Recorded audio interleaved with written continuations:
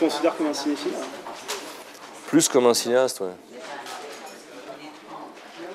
Je suis un cinéphile qui est devenu un cinéaste, mais...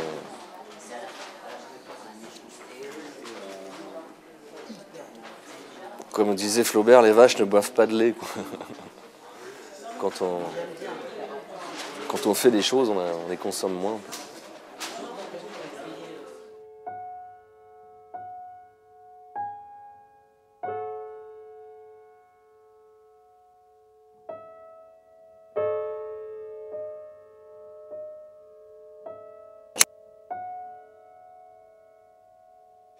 Alors avant d'aborder le film, j'aimerais faire un petit saut dans le temps et revenir sur les événements qui t'ont amené à faire du cinéma. Bah, c'est-à-dire que dès que j'avais envie de faire quelque chose, les conseillers d'orientation me disaient c'est bouché, c'est pas possible, vous n'y arriverez pas, ceci, cela. C'était une catastrophe dès que j'en voyais un. Je savais pas trop quoi faire et j'avais fait un bac plutôt art plastique. C'est là où il y avait le moins de mathématiques. Ouais, et puis je suis arrivé dans une ville à Calais où il y avait plusieurs cinémas, contrairement à là où j'habitais. Donc j'ai commencé à aller voir des films et puis tout d'un coup, je sais pas, j'ai eu un déclic, j'ai dit c'est ça que j'ai envie de faire, quoi. Notamment, il y a eu j'ai commencé à fréquenter les ciné-clubs, il y a Jean Douché qui est venu présenter M le Maudit, et puis là j'ai eu une espèce de choc, quoi. J'ai compris que le cinéma c'était un art, c'est plus un divertissement pour moi, j'ai compris que c'était un art total, complet, qui aborde tous les autres arts, le théâtre, la danse, la musique, tout est... Et puis à un moment donné, quand on est voilà, on habite en province, on se dit ouais, le cinéma, c'est Depardieu, c'est des stars, tout ça, on pense qu'on pourra jamais faire partie de ces gens-là, quoi. Et puis à force de voir défiler des génériques avec des centaines de noms, je me suis dit mais quoi, il y a quand même plein de monde qui travaille dans ce métier quand même. C'est pas que 3 stars et un metteur en scène, il y a quand même un monde fou, quoi. Donc peut-être je peux commencer à essayer de rêver à pouvoir travailler là-dedans, quoi. Puis voilà, après j'ai été... mais ça m'est tombé dessus comme ça, presque. Je dis c'est ça que je veux faire, quoi. Nous on a toujours voulu t'aider, c'est toi qui voulais pas. On peut rien te dire, dès qu'on dit un truc, tu crois que c'est mal. Tu sais même pas pourquoi tu bois. Tu sais? C'est pas pour ma sœur. C'est parce que t'as pas pu devenir prof comme maman. Mais qu'est-ce qu'on en a à foutre? T'as quand même réussi quelque chose. Tout le monde le disait que t'avais de l'or dans les mains. La seule fois où t'as arrêté de boire, ça a duré 6 mois. T'as pas de couilles, t'as pas de volonté, tu deviens une brute. Mais réagis, merde! Réagis! Bah, en fait, c'est parce que j'ai été stagiaire à la mise en scène de André Téchiné, il est devenu patron de l'Avance sur Recette, président de l'Avance. Donc je me suis dit, tiens, c'est peut-être une chance d'être pistonné, je connais personne, je connais au moins lui. Donc je me suis mis à écrire mon premier film, ça m'a motivé, quoi. Et après j'ai mis trop de temps, il était plus du tout président de l'Avance sur Recette, mais donc comme je l'avais écrit, je l'ai déposé quand même, quoi, et j'ai eu l'avance. Ensuite j'avais rencontré Thomas Langman qui m'a présenté Dominique Besnéard. Donc Dominique Besnéard a commencé à s'occuper de moi petit à petit comme ça, et puis voilà, quoi, je suis passé de stagiaire à réalisateur. C'est pas un métier aussi fermé qu'on pense, quoi. Ça reste toujours possible de faire un premier film. Et si on compare avec d'autres pays, on est quand même très bien, quoi. On a le Centre national du cinéma, le CNC, ça marche très bien. Faut pas vraiment se plaindre, quoi. On est le 3e cinéma du monde. Mais être un jeune cinéaste en Espagne, en Angleterre, en Allemagne, c'est beaucoup plus compliqué à mon avis. Ce qui a changé, c'est que voilà, les films n'ont plus beaucoup de chance en salle, quoi. On n'a pas... C'est marche ou crève, quoi. Moi, des fois, je suis en voyage, je reviens, j'ai pas le temps de voir le film d'un ami. C'est un ami, j'ai même pas eu le temps de voir son film. Il est déjà parti et le bouche-oreille n'a pas le temps de s'installer. Enfin, voilà, quoi. Puis il y a le poids des distributeurs qui aussi a changé par rapport à avant. Parce que maintenant, il faut un distributeur avant de faire un film. Et les distributeurs ont tendance à penser qu'ils sont des producteurs aussi. Donc ça rajoute du monde à gérer pour le cinéaste. J'avais pas vu ton tatouage. Il est beau, c'est quoi?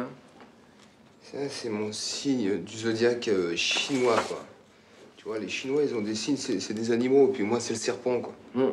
Ça, quoi, c'est un truc à moi, quoi. Tu vois, c'est pas un prénom de gonzesse que j'ai mis sur ma poitrine. Puis Puis une fois que la meuf t'a quitté, t'as l'air d'un con et que toi, je serais serpent toute ma vie si tu veux, quoi. J'aimerais savoir si le système français actuel te convient à toi en tant que réalisateur et si tu envisagerais de faire un film dans un autre système un peu. Aux États-Unis ou ailleurs. Je ne pourrais pas aux États-Unis. C'est impossible. Non, bah, pourquoi? Parce que y a un moment au montage, je suis les gars, je crois. Au revoir. C'est le producteur s'assoit à ta place et c'est lui qui monte le film. Ça, je pourrais pas supporter, moi. Ils n'ont pas le final cut aux États-Unis. Donc, ouais, ça, c'est pas gérable. Puis il y a une lourdeur là-bas. Là, si je dis, bon, j'en ai marre, là, ça me plaît pas, je suis plus inspiré, j'ai pas envie de te filmer là. Allez, je change d'avion, dégage, on va au Luxembourg, j'ai envie de te filmer avec des arbres. Bah, je peux. Aux États-Unis, non. Non, tu tournes là, tu tournes pas là-bas. Le repérage, c'est ici, et comme ça, quoi. Tu changes pas ton scénario, même si tu veux améliorer, tu peux pas. Non, on a signé pour ce scénario, ces dialogues-là, pas ceux-là. Hein. Tu peux pas parler aux figurants, enfin, c'est tout un truc qui me rendrait dingue. Allez, faut que t'arrêtes de faire le clown. Samira, regarde qui est là. Elle dit bonjour. Bonjour. Rentre, il fait froid. Joyeux Noël. Télévision? Ouais. Où est-ce que tu trouvais ça? C'est que des fois dans mes films j'ai une petite phrase, un truc drôle, quoi, et d'entendre des gens qui se marrent, ça procure un grand plaisir, quoi. C'est moi qui les fais rire là. Du coup j'avais envie d'entendre plus de rire, quoi, que ça dure plus longtemps. C'est vraiment, sans déconner, c'est jouissif, quoi. J'aime bien écouter les réactions des gens, j'ai vu plusieurs fois avec le public. Ça dépend des pays, quoi. Là où ça réagit vraiment le plus au quart de tour, c'est le public américain. Alors ça, c'est impressionnant. Oh, il y a une salle qui vibre, c'est beau à entendre ça, quoi. C'est-à-dire, elle a dit ce que tu voulais faire comme métier plus tard? Vétérinaire. Ouais, papa, il peut pas assurer ça. On parle pas de ce que tu as envie, on parle de ce qu'on peut faire. D'accord? Je voulais pas que ce soit du tout misérabiliste. Je voulais que ce soit comme dans les films de Chaplin, qu'il y ait de la dignité dans la cabane, tout ça, que ce soit... C'est des gens qui ont de la tenue, même s'ils ont des problèmes d'argent. On a le choix des couleurs. Avec Caroline, justement, ce qu'on a utilisé ça, on a beaucoup réfléchi, pas trop de couleurs primaires, machin.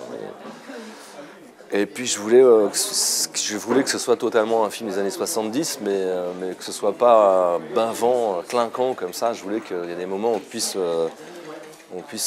penser que c'est un film qui se passe maintenant, quoi. Qu'on se retourne pas si on les croise maintenant dans la rue, les deux héros, on se retourne pas sur eux, quoi. On n'a pas l'impression que c'est... Même s'il n'y a aucune faute, quoi, c'est très précis, là, la reconstitution, mais il fallait essayer de trouver un juste milieu. Charlot, qui a fait rire et pleurer de rire, est parti de ce monde sur la pointe des pieds. J'ai eu une bonne idée. Oula. Une idée qui va changer ta vie. Je suis très bien comme ça, moi. Avec ta fille qui fera ce qu'elle pourra, et pas ce qu'elle veut.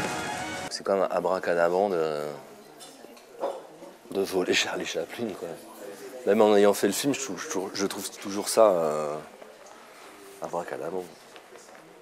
Puis pour moi, c'est le cinéma qu'on déterrait aussi, quoi. Donc c'était l'occasion de rendre un hommage à mon art.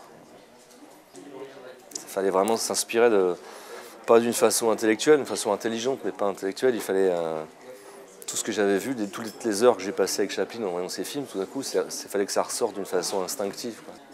On a tous vu Chaplin, ça nous a tous fait aimer le cinéma. C'est une telle intelligence, c'est tellement brillant, quoi. Puis c'est un peu comme le cirque, Chaplin, il y a beaucoup de travail, mais ça se voit pas, quoi. On a l'impression c'est jamais prétentieux, c'est jamais regarder comment je fais, puis ça vieillit bien, quoi.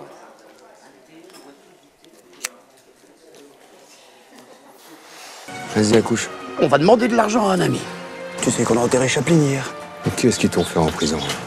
T'es sérieux, là? Je suis Monsieur Monet, comme le peintre. Voler un mort. Tu coises là, tu coises. Comment peut-on tomber si bas? C'est pas une bonne idée que tu gueules comme ça au téléphone. On dirait que tu paniques. Ce n'est pas une plaisanterie. Nous avons Charlie Chaplin avec nous. C'est pas possible. Il est mort, je vous dis.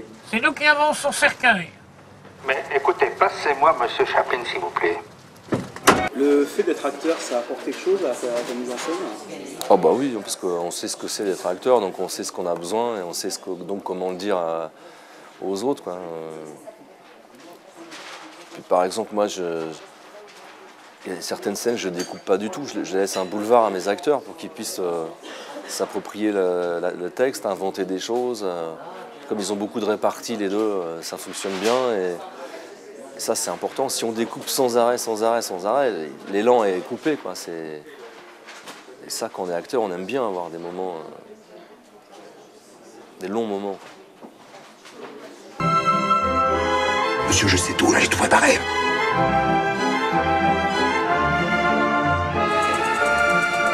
Ouais, j'aurais dû me laisser entraîner là-dedans.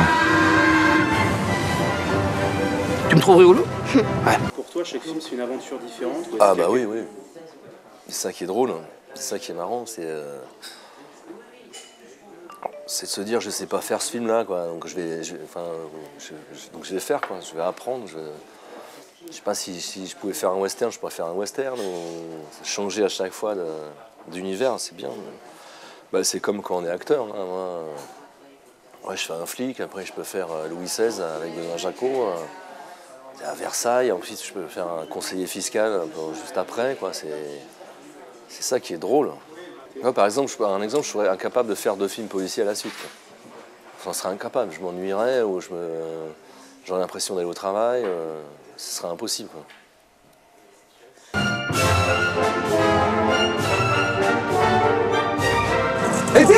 On sortira de cette histoire la tête haute. Tu m'entends? La tête haute. Chacun peut trouver ce qu'il aime au cinéma français. Hein. Tellement différent, il y a tellement de styles, de personnalités. C'est ça que j'aime bien. Chacun peut trouver son bonheur en tant que spectateur. Et puis ce qui est bien avec le cinéma, c'est que on n'est pas obligé de voir des films récents non plus. Il y a plein de films que j'ai pas vus. On peut voir des films de n'importe quand. Arrête de faire le malin, hein! On était faux, nous! Je te tuais, t'es mort! C'est un autre style.